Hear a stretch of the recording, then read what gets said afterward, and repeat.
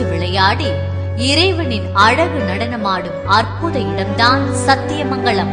அவ்வூரில் மையத்தில் இதமாய் வேணுகோபால் சுவாமி ஆலயமும் ஆஞ்சநேயர் ஆலயமும், வலதுகரமாக மீனாட்சி ஆலயமும், இடதுபுறமாக மாரியம்மன் ஆலயமும், வலதுபுறமாக கன்னிகை பரமேஸ்வரி ஆலயமும், பொற்பாதமாய் பண்ணாரி அம்மன் ஆலயமும், கழுத்து போல் பவானீஸ்வரர் ஆலயமும், நெற்றி திலகமாய் குமாரபாளையத்து ஸ்ரீ அங்காள பரமேஸ்வரி ஆலயமும், உச்சிமலை கோவிலால் முருகன் ஆலயமும், மொத்தத்தில் இறை வடிவாய் ஒளிரும் இந்த புண்ணிய ஊரில் குதூகலமாக குதித்து சிரித்து ஓடி வருகிறாள் பவானி நதிப்பெண்.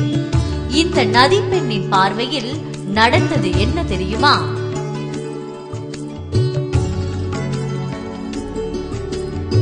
சுமார் 600 வருடங்களுக்கு முன்னால் 4 அன்பர்கள் மைசூரில் ஒரு அங்காள பரமேஸ்வரிக்கு ஆலயம் கட்ட எண்ணம் கொண்டார்கள். அதன் பொருட்டு மேல்மலையனூரில் 4 பேரும் பயணம் மேற்கொள்கிறார்கள்.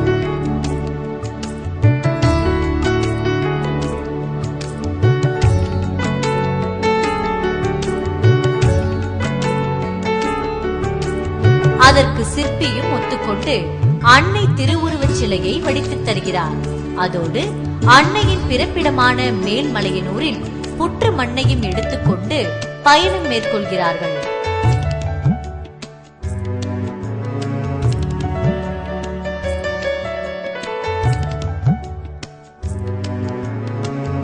அன்னையை பல்லக்கில் அமர வைத்து 4வரும் புற்று மண்ணுடன் பயணம் தொடங்க அவர்களை இருளும் தொடர்கிறது.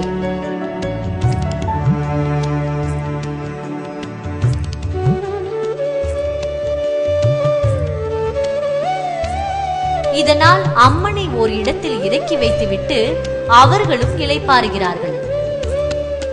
மறுநாள் காலை கதிரவன் எழ இருள் நீங்கி ஒளி பிறக்கிறது. 4வரும் பவானி நதிக்கரையில் நீராடுகிறார்கள். பவானி நதியும் அவர்களை பார்த்து சிரித்து நன்றியோடு நீராட உதவினார். அவளுக்கு தெரியும் அல்லவா அம்மனின் எண்ணம்.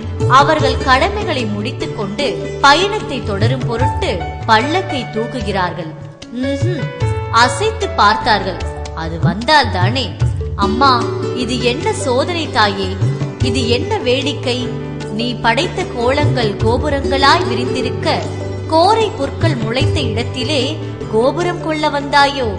அண்ட சராசரத்தையும் ஆள்பவளே, ஓலை குடிசையிலே வாழ வந்தாயோ? நான் மக்களுக்கு அருள் பாலித்து ஆசி புரியும் இடத்தை இவ்வூரை தீர்மானித்துள்ளேன் என்று அன்னையின் ஒளி வடிவான குரல் ஒலிக்கிறது.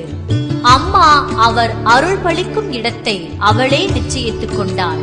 தாயே, குமாரபாளையத்தில் குடிகொள்ள வந்தவளே, அம்மா, அசைக்க முடியாத அம்மனை அந்த பவானி நதிக்கரையில் பிரதிஷ்டை செய்து ஆலயமும் அமைத்தார்கள். அமைதியாக ஓடும் பவானி பெண்ணை கேட்டால் இன்னும் எத்தனை அற்புதங்கள் சொல்வாளோ. எங்கும் உக்கிரமான அங்காளம்மன் இங்கே சாந்த சொரூபியாக காட்சியளித்து விண்ணுலகையும் மண்ணுலகையும் காத்து கொண்டிருக்கிறாள். 3 சமூகத்தினரையும் ஒன்று சேர்த்து ஒரு தாய் வயிற்று பிள்ளையாக உலவ விட்டிருக்கிறாள். அம்மனின் அருள் அகில உலகத்தினருக்கும் ஆதவ கதிராய் வீசிக்கொண்டிருக்கிறார்.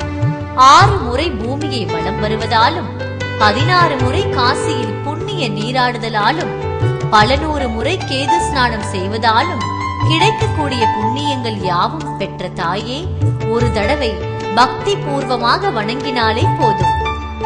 முதலாக ஒரு ஜனனத்தில் ஏற்படும் மகிழ்ச்சியை அளக்கவா முடியும்? அந்த அன்னை ஆதி பராசக்தியின் அங்காள பரமேஸ்வரியின் சக்தியின் மகிமையை சொல்லி வடிப்பது சாத்தியமில்லை. பாடி காட்டவும் முடியாது, கவிதையில் வடிக்கவும் முடியாது. அதுபோல் அற்புதம் ஆதி அந்தமில்லாத எங்கும் நிறைந்து பரவி கிடக்கும் சக்தி பராசக்தி. அதற்கு வடிவம் இருக்கிறது. ஏனென்றால் அவள்தான் குமாரபாளையத்தில் குடிகொண்டுள்ள ஸ்ரீ அங்காள பரமேஸ்வரி. இங்கே அருளாட்சி புரிகிறது. அன்னையின் கருவூலம், அந்த கருவின் மூலம் அவள் படைப்பு என்ற தொழிலுக்கே அவள்தான் மூலாதாரமாக ஆதி அங்காள பரமேஸ்வரியாக திகழ்கிறாள். எல்லாருக்கும் எல்லா வளங்களையும் வாரி வழங்குகிறாள். விண்ணுலகையும் மண்ணுலகையும் காக்கக்கூடியவள். சூரியன் சந்திரன் இல்லாத நாட்டிலே முக்தி பிறந்தவள். மூவரையும் ஈன்று எடுத்தவள், செத்து பிழைத்தவள். மறு உருவமான ஸ்ரீ அங்காள பரமேஸ்வரி அன்னையை அனைவரும் தரிசிப்போம். வாழ்க்கையில் எல்லா வளங்களையும் பெறுவோம். ஓம் சக்தி, ஓம் சக்தி. ஸ்ரீ அங்காள பரமேஸ்வரி தாயே ஓம் சக்தி.